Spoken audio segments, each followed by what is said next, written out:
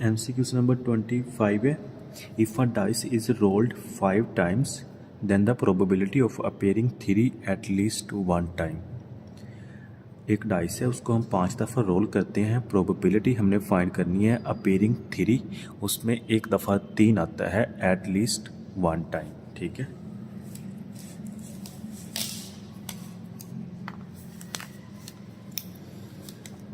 MCQs number 25।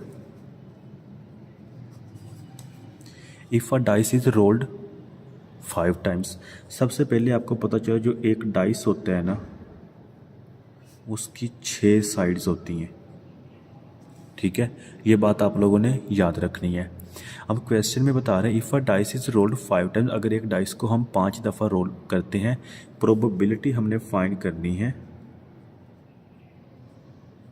Of appearing 3 at least 1 time.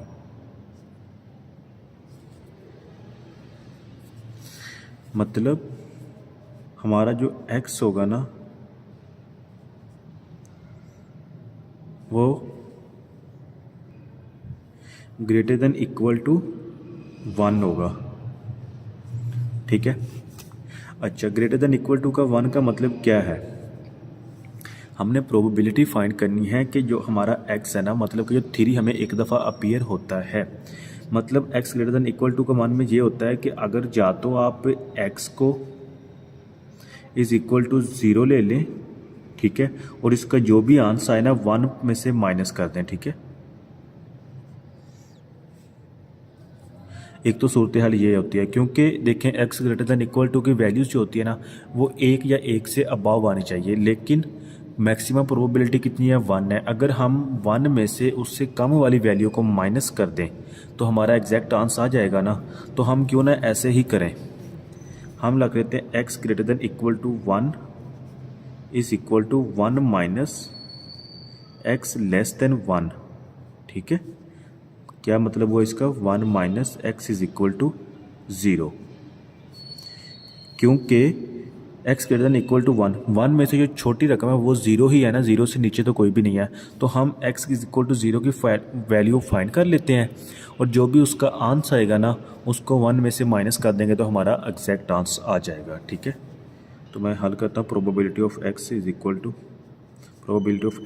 1 है ना, sorry, probability of x is equal to 0 find करना है।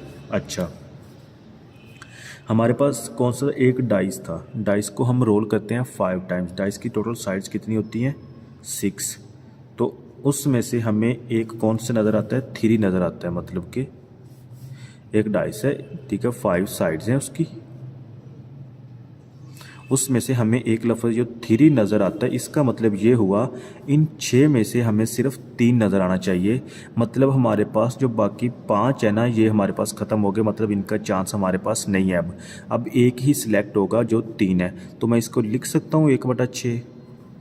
ठीक है, अगर मिसाल के तौर पे वो कह देता कि एनी नंबर कोई भी हो सकता है, तो इसका मतलब ये होता कि मैं 6 में से कोई भी कर सकता हूँ, 6/6 भी हो सकता था, लेकिन उसने कंफर्म बता दिया कि 3 होगा, तो इट मीन्स 1/6। ठीक है, अब इसके x की पावर हम कितनी ले रहे हैं? 0, तो मैं पावर में 0 लिख देता हूँ, मल्टीप्लाई। ठीक है, अच्छा, अब देखें एक 3 तो अपीयर हो गया। अब पीछे हमारे पास कितने डाइस की पिछली साइडें रह गई हैं? 5 रह गए हैं। 3 तो निकल गए पीछे, 5, 1 2 3 4 5।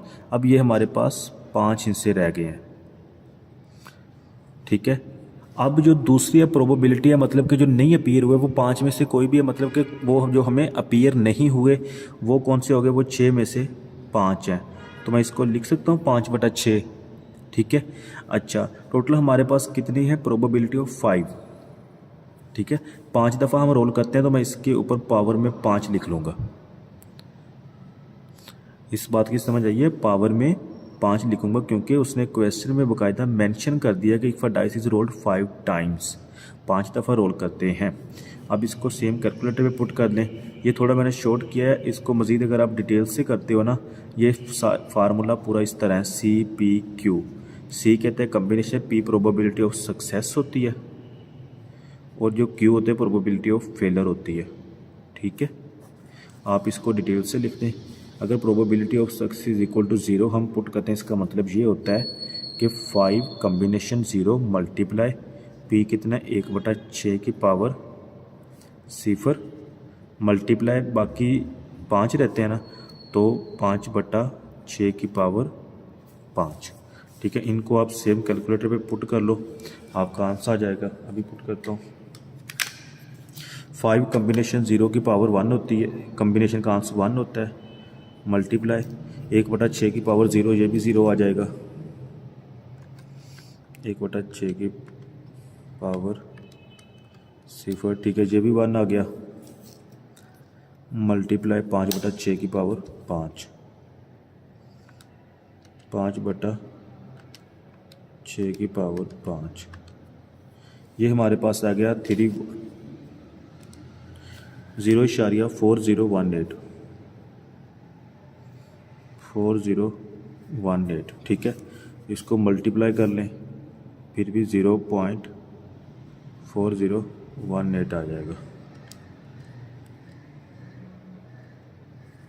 अच्छा, अब ये तो हमारे पास आंसर किसका आ गया, इन चीज़ों का आ गया, ये जो हमने x इज़ इक्वल टू 0 की वैल्यू फाइंड की थी। ठीक है, x इज़ इक्वल टू 0 की वैल्यू जो हमने फाइंड की है, अब इसको हमने करना क्या है, 1 में से माइनस कर देना है।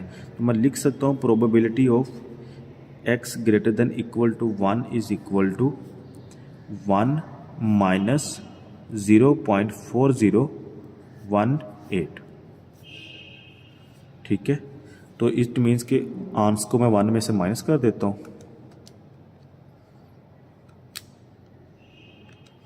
0.5981 आपका आंसर आ जाएगा। 5981 ये आपका आंसर आ गया। बहुत ही आसान एमसीक्यूज है अगर थोड़ा समझ के किया जाए। ठीक है, नेक्स्ट एमसीक्यूज को देखते हैं। MCQs number 26।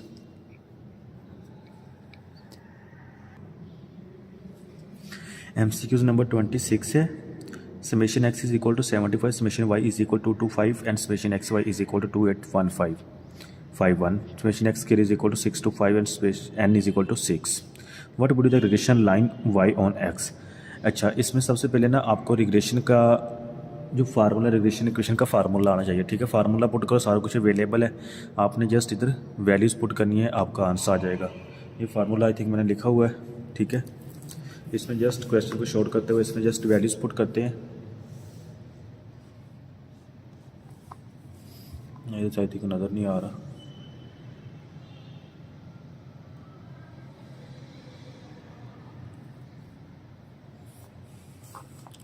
ठीक है, समेशन एक्स किसके बराबर है, 75 के। Summation x y 2851 divided by यानी कितना 6 है, minus summation x 75 summation y 225 divided by 6 and summation x square किसके बराबर है, 625 के। 625 divided by n minus summation x 225 divided by n, इसका होल स्क्वायर। और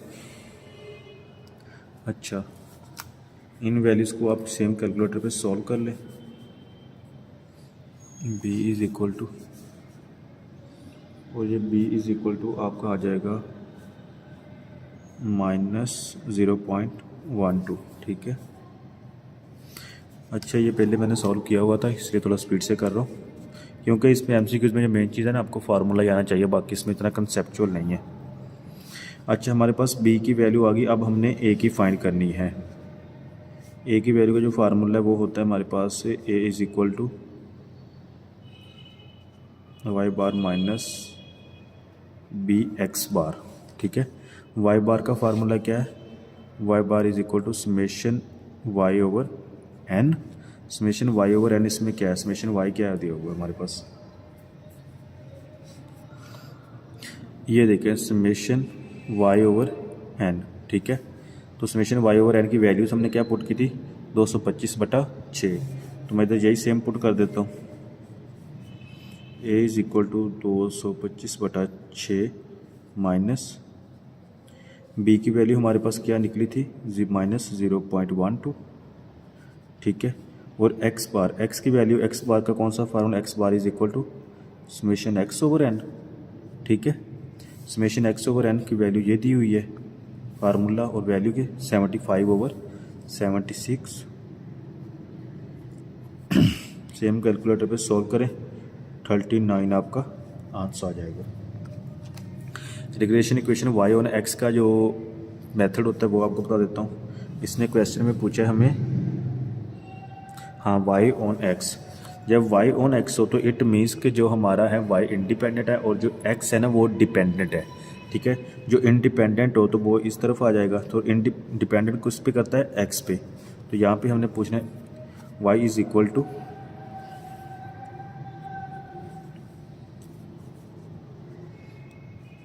ए प्लस बी एक्स, ठीक है। Y is equal to a किसके बराबर है 39 के, बी किसके बराबर है -0.12 के, और हमारा एक्स ये 7 आ गया। इसका जो आंसर होगा ना वो आई थिंक इसमें बी होगा, ठीक है। MCQs number the price of the juicer machine during the past 5 year is as follow. Year 1 2017 में 2017 में कितनी है 37 है, 2018 में 45 है, 2019 में 48, 2020 में कितनी है 5000, 2021 में 5300। कीपिंग द 2017 कहता है 2017 को हमने बेस ईयर रखना है। एक बात याद रखिएगा, अच्छा simple index number is relative the price of the given period. MCQs number 27 है। अच्छा जब भी बात बेस ईयर की आ जाए ना, आपने यहाँ पे यूज़ रखना कि लेस ईयर का फार्मूला यूज़ करना है, ठीक है। बेस ईयर वो ईयर होता है जो आइडियल हो।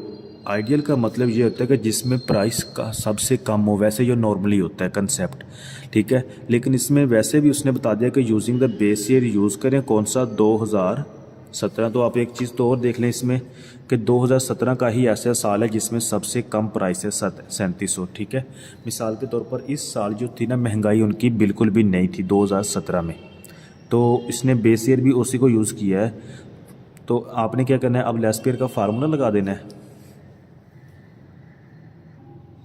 तो इसमें उसने बताया कि बेस ईयर की जो प्राइस है ना मतलब हमारे पास उसने फिक्स दी हुई है, तो हम इसमें फार्मूला जो लगाएंगे फिक्स बेस मेथड का लगा लेते हैं, ठीक है।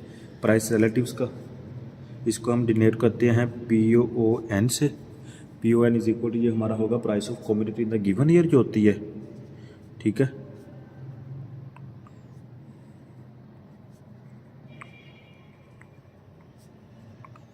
In even and divided by price of commodity in base year, ठीक है।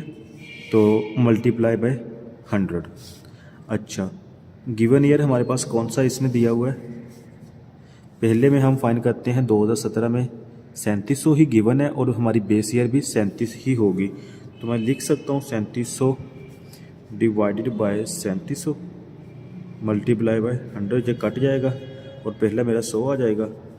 ये 2017 है, फिर 2018 में 4500 है, तो मैं लिख सकता हूँ 4500 डिवाइडेड बाय 3700 मल्टीप्लाई बाय 100। 2019 में 4800 डिवाइडेड बाय 3700 मल्टीप्लाई बाय 100। 2020 में 4800 के बाद 5000 और 5300।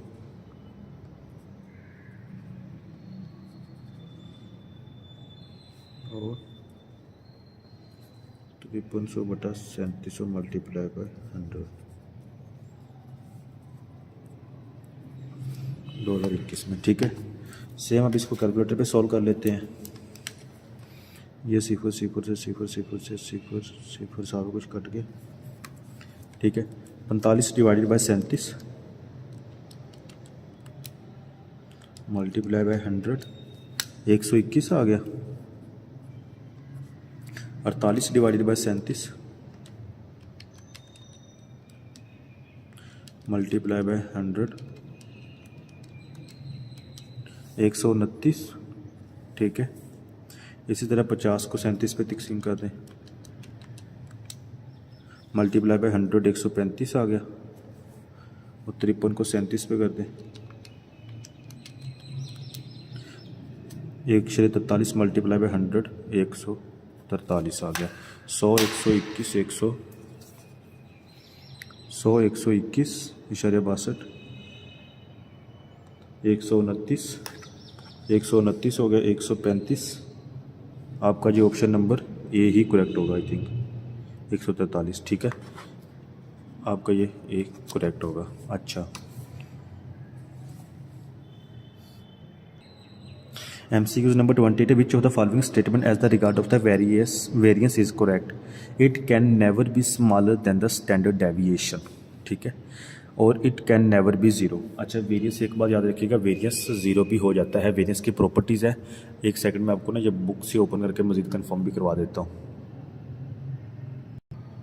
अच्छा, ये देखिए properties of variance and standard deviation क्या है। Variance of a is equal to zero, मतलब प्रॉपर्टीज़ में दिया हुआ वेरियंस जो हमारा है ना वो ज़ीरो भी हो सकता है, ठीक है। इसके अलावा दूसरी प्रॉपर्टीज़ है variance x plus minus A into variance of x के बराबर होती है। ये तीन प्रॉपर्टीज़ आप लोगों ने याद कर लेनी है, या आपकी बुक पे भी दी होंगी आई थिंक, ठीक है। और स्टैंडर्ड डेविएशन भी उसकी प्रॉपर्टीज सेम ही है, इतना खास फर्क नहीं है। स्टैंडर्ड डेविएशन भी ज़ीरो होता है, ठीक है। नेक्स्ट इसमें बताया, दूसरी में कहता है it can never be smaller than the standard deviation. तो आपने एक बात याद रखनी है, जो स्टैंडर्ड डेविएशन और वेरियंस में क्या फ़र्क होता है।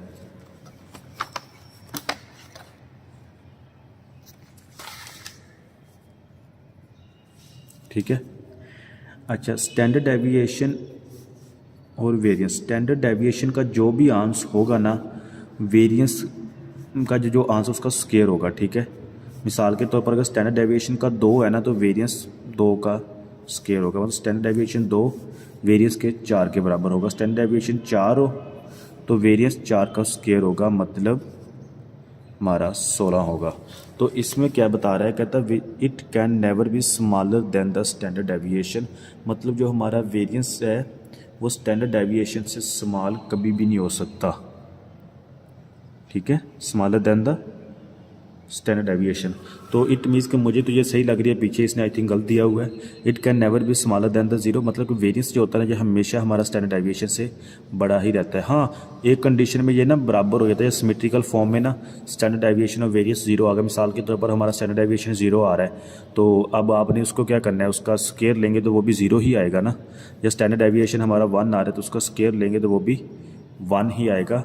स्टैंडर्ड डेविएशन वेरियंस के बराबर तो आ सकता है, लेकिन वेरियंस से standard deviation variance standard deviation से छोटा नहीं होगा, मतलब ये हमेशा ही बड़ा होगा स्टैंडर्ड डेविएशन से, ठीक है। MCQs नंबर 29 देखते हैं।